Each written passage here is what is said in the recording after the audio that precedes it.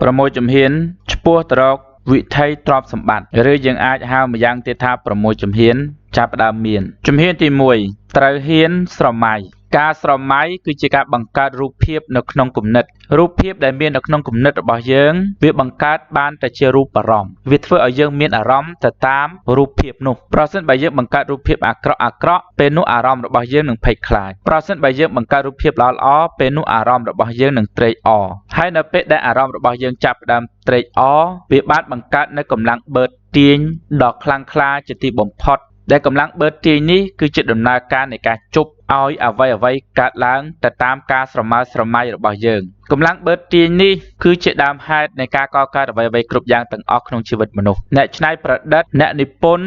ឬអ្នកនយោបាយឬអ្នកមានដែលគាត់បានបង្កើតស្នាដៃឬសមិទ្ធផលឬទ្រព្យសម្បត្តិក្នុងជីវិតរបស់គាត់នោះគឺផ្ដើមចេញមកពីការស្រមើស្រមៃទាំងអស់គ្មាននរណាម្នាក់មិនចាប់ផ្ដើមពីការស្រមៃហើយស្រាប់តែបង្កើតរូបភាពពិតប្រាកដបានទេរូបភាពពិតប្រាកដដែលនឹងកើតឡើងក្នុងជីវិតយើងឬចំពោះមុខយើងវាត្រូវតែកើតឡើងពីការស្រមើស្រមៃនៅក្នុងខួរក្បាលយើងនៅក្នុងចិត្តរបស់យើងសិនពងមាន់ឬពងទាឬពងសត្វមុនពេលដែលវាកើតទៅជាកូនវាត្រូវមានកកសិនកកនោះគឺជាដំណើរការ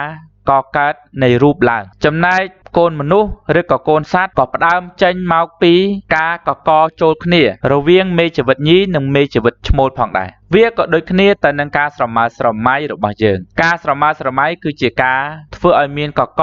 បញ្ចូលគ្នាបង្កើតបានទៅជារូបភាពមួយហើយរូបភាពយ៉ាងណានោះគឺវាទៅតាមសតិរបស់យើង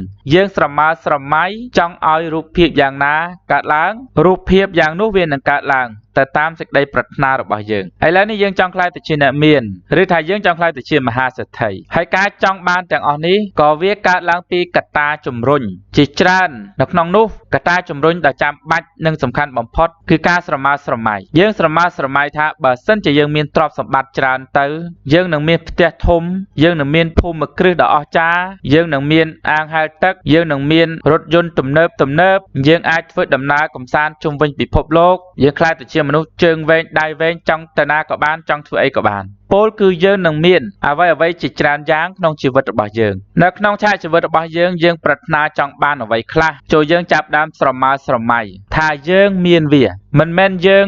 នឹងមានវាទេគឺយើងកំពុងមានវាដែលវាមានរូបភាពរួចជាស្រេចនៅក្នុងចិត្តរបស់យើងរួចទៅហើយដែលការស្រមើស្រមៃនេះគឺជាការស្រមើស្រមៃប្រកបដោយការជឿជាក់កុំឲ្យស្រមើស្រមៃហើយមានភាពភ័យខ្លាចឬមានមន្ទិលសង្ស័យនៅក្នុងនឹងត្រូវមានការស្រមើស្រមៃដោយជឿសុបថាវានឹងកើតឡើងទៅតាមសេចក្តីប្រាថ្នារបស់យើងអ្វីដែលយើងស្រមើស្រមៃឃើញប្រកបដោយការជឿជាក់វាប្រកាសជានឹងខ្លាយទៅជាការពិតឲ្យតែការស្រមើស្រមៃរបស់យើងនោះវាស្របនឹងច្បាប់ធម្មជាតិការស្រមើស្រមៃទាំងឡាយណាដែលបញ្ច្រាស់នឹងច្បាប់ធម្មជាតិវាមិនអាចទៅរួចទេច្បាប់ធម្មជាតិច្បាប់ចក្រវាឡមិនអាចគ្រប់គ្រងការស្រមើស្រមៃដែលបញ្ច្រាស់ទៅនឹងច្បាប់ធម្មជាតិទេប្រសិនបើយើងមានការស្រមើស្រមៃទាំងឡាយណាដែលបញ្ច្រាស់ច្បាប់ធម្មជាតិចូលយើងកែឲ្យហើយយើងធ្វើការស្រមើស្រមៃអ្វីដែលអាចទៅរួចអ្វីដែលស្របនឹងច្បាប់ធម្មជាតិទោះជាថាវាធំប៉ុណ្ណាវាច្រើនប៉ុណ្ណាវាអស្ចារ្យប៉ុណ្ណាក៏ដោយក៏មានការភ័យខ្លាចឬមើលងាយខ្លួនឯងថានឹងមិនបានឲ្យតែស្របច្បាប់ធម្មជាតិគឺវាអាចខ្លាយទៅជាការពិតបានទាំងអស់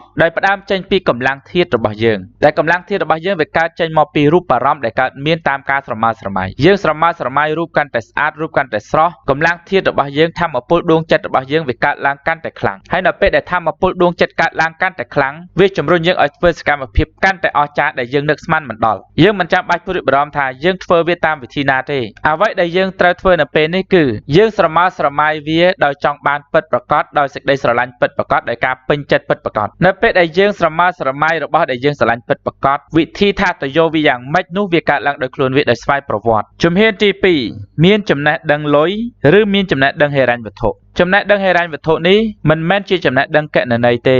ចំណេះដឹងគណនេយ្យគឺជាចំណេះដឹងរាប់លុយរៀបលុយកត់ត្រាលុយឬទុកដាក់លុយឲ្យបានត្រឹមត្រូវតែប៉ុណ្ណោះចំណែកចំណេះដឹងហិរញ្ញវត្ថុគឺជាចំណេះដឹងដែលរាវរកលុយឬបង្កើតលុយជាចំណេះដឹងដែលជប់លុយ ចំណេះដឹងហិរញ្ញវត្ថុនឹងធ្វើឲ្យយើងដឹងសពយ៉ាងអំពីលុយដែលមានទំនាក់ទំនងទៅនឹងជីវិតមនុស្សទៅនឹងអ្វីៗសពបែបសពយ៉ាងដែលមានការពាក់ព័ន្ធនឹងជីវិតរបស់មនុស្សព្រមទាំងមានការពាក់ព័ន្ធទៅនឹងការបង្កើតនូវផលប្រយោជន៍នានាប្រសិនបើយើងមានចំណេះដឹងហិរញ្ញវត្ថុយើងអាចរកលុយបានស្រួលយើងអាចបង្កើតលុយបានយ៉ាងងាយដោយសារតែយើងបានដឹងថាលុយវាតំណាងឲ្យអ្វីៗសពយ៉ាងដែលមានគុណប្រយោជន៍ដែលមនុស្សត្រូវការដូច្នេះភ្លាមនោះយើងមិនអាចទៅរកលុយបានទេប៉ុន្តែយើងអាចរកអ្វីៗដែលមានប្រយោជន៍ដែលតំណាងឲ្យលុយបាននៅក្នុងន័យសេដ្ឋកិច្ចលុយគឺជាបានបំណុលមួយដែលរដ្ឋាភិបាលបានបង្កើតឡើងតំណាងឲ្យវត្ថុនានាឬវត្ថុទាំងឡាយឬក៏ផលិតផលដែលថាលុយមួយឯកតាមាត្រដ្ឋានណាមួយនោះវាអាចស្មើនឹងផលិតផលមួយឯកតាណាមួយដែរដែលលុយនឹងគឺតំណាងឲ្យផលិតផលហើយផលិតផលគឺតំណាងឲ្យគុណប្រយោជន៍ឬផលប្រយោជន៍ដូច្នេះពេលខ្លះយើងមិនបានដឹងថាលុយនៅទីណាទេប៉ុន្តែយើងបានដឹងថាប្រយោជន៍នៅទីណាឬយើងអាចបង្កើតប្រយោជន៍បានពីអ្វីខ្លះបើយើងដឹងថាលុយវាស្មើនឹងអ្វីខ្លះនោះយើងនឹងមើលឃើញថាយើងអាចចាប់ផ្ដើមបង្កើតលុយតាមវិធីងាយដែលនៅជិតដៃយើងពីព្រោះមកតួខ្លួនរបស់យើងនេះរាប់ទាំងកម្លាំងនៃការគិតរាប់ទាំងកម្លាំងនៃធម៌ពលដួងចិត្តរាប់ទាំងកម្លាំងកាយគឺយើងអាចបង្កើតអ្វីៗទាំងឡាយនៅលើផែនដីហ្នឹងឲ្យមានគុណប្រយោជន៍បានដល់ទៅពេលវាមានគុណប្រយោជន៍អ្វីនោះហើយគឺជាលុយវានឹងបានមកដៃយើងតាមរយៈការបញ្ចេញគុណប្រយោជន៍ពីខ្លួនយើងទៅឲ្យអ្នកដទៃមិនត្រឹមតែប៉ុណ្្នឹងទេនៅពេលដែលយើងបានលុយមកហើយយើងនឹងមានគំនិតក្នុងការភ្ញាស់លុយគឺយកលុយទៅបង្កើតលុយធ្វើឲ្យកើតកូនចៅលុយជាច្រើនបន្តបន្ទាប់ទៅទៀតហើយនៅពេលដែលយើងមានចំណេះដឹងហិរញ្ញវត្ថុឬក៏ចំណេះដឹងលុយនេះហើយគឺជាការផ្លាស់ប្ដូរគំនិតដែលយើងតែនិយាយថាបើចង់ផ្លាស់ប្ដូរជីវិតត្រូវផ្លាស់ប្ដូរគំនិតសិននៅក្នុងនេះគឺបើយើងចង់ផ្លាស់ប្ដូរជីវភាពឬក៏យើងចង់ក្លាយទៅជាអ្នកមានគឺយើងត្រូវតែផ្លាស់ប្ដូរគំនិតទាំងឡាយរបស់យើងឲ្យវាក្លាយទៅជាគំនិតលុយសិនឬឲ្យវាក្លាយទៅជាគំនិតទ្រព្យសម្បត្តិសិនជំហានទី3កំណត់គោលដៅទ្រព្យសម្បត្តិឲ្យបានច្បាស់លាស់ឬជាក់លាក់ថាតើក្នុងមួយជីវិតនឹងយើងចង់បានអ្វីខ្លះតើយើងចង់បានទ្រព្យសម្បត្តិប្រមាណជាចំនួនដែលជាក់លាក់ជាចំនួនដែលច្បាស់លាស់មិនមែនគ្រាន់តែចង់ក្លាយទៅជាអ្នកមានឬមិនមែនត្រឹមតែថាចង់មានលុយច្រើនឬចង់បានទ្រព្យសម្បត្តិច្រើនទេគឺថាចង់បានទ្រព្យសម្បត្តិចំនួនប៉ុន្មានហើយនៅឆ្នាំណាហើយឆ្នាំនោះយើងអាយុប៉ុន្មានហើយយើងនឹងយកទ្រព្យសម្បត្តិទាំងអស់នោះទៅធ្វើអ្វីខ្លះដើម្បីបំពេញអារម្មណ៍របស់យើងឬដើម្បីជួយទៅដល់អ្នកដទៃឲ្យកើតបានទៅជាផលប្រយោជន៍ហើយបំពេញអារម្មណ៍សប្បាយរីករាយនៅពេលដែលយើងអាចប្រើប្រាស់ទ្រព្យសម្បត្តិដែលយើងរកបានជួយទៅដល់អ្នកដទៃជំហានទី4រៀបចំផែនការមានគឺជាផែនការដើម្បីឲ្យយើងក្លាយទៅជាអ្នកមានបន្ទាប់ពីយើងបានកំណត់គោលដៅទ្រព្យសម្បត្តិហើយឥឡូវនេះយើងត្រូវចាប់ផ្ដើមរៀបចំផែនការថាតើយើងចាប់ផ្ដើមចេញពីវិស័យណាយើងចង់ក្លាយទៅជាអ្នកមានដែលមានទ្រព្យសម្បត្តិទៅតាមការកំណត់ខាងលើរបស់យើងហើយឥឡូវនេះតើយើងជ្រើសរើសយកវិស័យណាដើម្បីដើរទៅកាន់ចក្រភពទ្រព្យសម្បត្តិដែលយើងបានកំណត់នោះការដែលយើងកំណត់ជ្រើសរើសថាត្រូវចាប់ផ្ដើមពីវិស័យណាវាគឺជាចំណុចសំខាន់ដែលយើងត្រូវអភិវឌ្ឍខ្លួនឬបង្កើតសមត្ថភាពក្នុងវិស័យនោះដំណើរឆ្ពោះទៅរកទ្រព្យសម្បត្តិរបស់យើងមិនអាចលីចប់លីខ្វែវឬយកឧបករណ៍ទៅយកវាដោយមិនមានសមត្ថភាពទេយើងអាចនឹងយកឧបករណ៍ទាំងឡាយទៅរកវាឬក៏ទៅបង្កើតវាប៉ុន្តែនោះវាគ្រាន់តែជាឧបករណ៍ប្រើសម្រាប់បង្កើតទេអ្វីដែលអាចបង្កើតវាបានគឺសមត្ថភាពរបស់យើងអញ្ចឹងយើងត្រូវចាប់ផ្ដើមថាតើយើងជ្រើសរើសវិស័យណាការដែលយើងកំណត់ថាយើងជ្រើសរើសវិស័យណាវានាំឲ្យយើងដឹងថាយើងត្រូវចាប់ផ្ដើមកសាងសមត្ថភាពលើជំនាញណាឬក៏ចំណេះដឹងណាពោលគឺយើងត្រូវរៀនអ្វីបើយើងគ្រាន់តែនិយាយថាខ្ញុំចង់ក្លាយទៅជាអ្នកមាននោះយើងនៅតែវង្វេងវង្វាន់រកផ្លូវមានមិនឃើញដដែលដឹងហើយថាយើងចង់ក្លាយទៅជាអ្នកមានតែត្រូវតែចាប់ផ្ដើមពីវិស័យណាមួយឲ្យបានច្បាស់លាស់ឧទាហរណ៍ថាបើយើងចង់ក្លាយទៅជាអ្នកមានដោយចាប់ផ្ដើមពីវិស័យអចលនទ្រព្យចឹងអ្វីដែលយើងត្រូវធ្វើដំបូងបំផុតគឺយើងត្រូវតែរៀនឲ្យខ្លួនមានចំណេះដឹងមានជំនាញឬមានសមត្ថភាពក្នុងវិស័យអចលនទ្រព្យបើយើងចង់ចាប់ផ្ដើមពីវិស័យអាជីវកម្មយើងក៏ត្រូវជ្រើសរើសថាតើយើងគួរចាប់ផ្ដើមពីអាជីវកម្មប្រភេទណាសន្តាគារអាហារដ្ឋានបច្ចេកវិទ្យាអនឡាញវិស័យសម្រស់ឬក៏សុខភាពលក្ខណៈ ក្រោយពីយើងបានកំណត់ថាយើងត្រូវចាប់ផ្ដើមពីវិស័យណាមួយហើយបានយើងរៀបចំជំហានទី1ជំហានទី2ជំហានទី3និងជំហានជាបន្តបន្ទាប់ពីការរៀបចំជំហានដែលត្រូវដើរហើយគឺយើងត្រូវដើរទៅតាមជំហានដែលយើងរៀបចំជំហានទី5រៀបចំផែនការចូលនិវត្តន៍ការរៀបចំផែនការចូលនិវត្តន៍ក៏ជាផ្នែក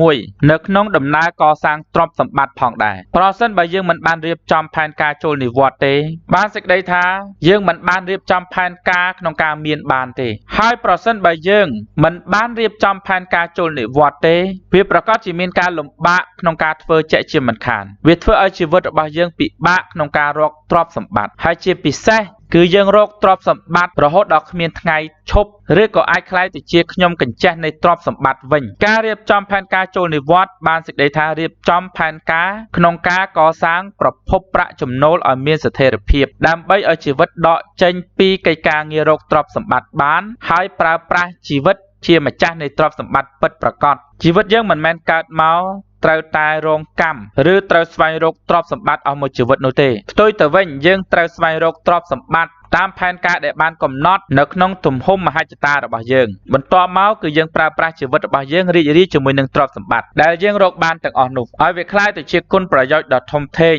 ដែលមិនត្រឹមតែជួយខ្លួនឯងប៉ុន្តែអាចជួយដល់អ្នកដទៃបានទៀតផងជំហានទី6ជំហានទី6គឺការចាប់ផ្ដើមធ្វើកុំគ្រាន់តែគិតចោល